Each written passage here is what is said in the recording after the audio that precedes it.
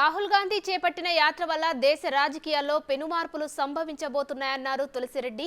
కేంద్రంలో మోడీ ప్రభుత్వం దేశానికి శనిగ్రహంలా దాపురించిందన్నారు. మోడీ ప్రభుత్వం దేశాన్ని అప్పుల భారత్ చేశారన్నారు. దేశంలో నిరుద్యోగం విలయ తాండవం చేస్తుందన్నారు. భారత్ జోడో న్యాయ యాత్ర ఈరోజు మణిపూర్ నుండి ప్రారంభమవుతోంది. భారత రాజకీయాలలో ఈ యాత్ర ఒక పెను మార్పుకు నాంది పలకబోతూ ఉంది. రేపు ఉత్తరాయణ పుణ్యకాలం ప్రారంభమవుతూ ఉంది. అదేవిధంగా దేశానికి కూడా ఒక మలుపు తిరగబోతూ ఉంది ఈ యాత్రతో. కాంగ్రెస్ పార్టీ వైకాపా శ్రేణుకు పిలిపిస్తూ ఉంది. ఘర్ వాపసి, స్వగృహ ప్రవేశం చేయండి.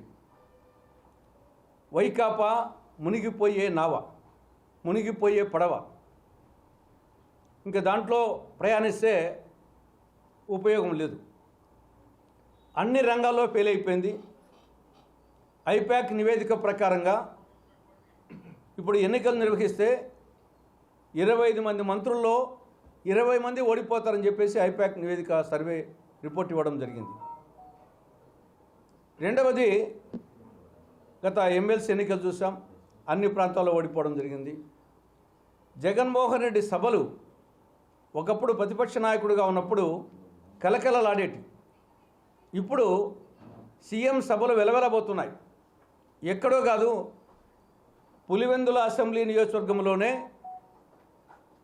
ఆయన ఎప్పుడోసారి వచ్చినా కానీ, రకరకాల ప్రయోగాలు చేసినా కానీ ప్రజలు రావడం లేదు.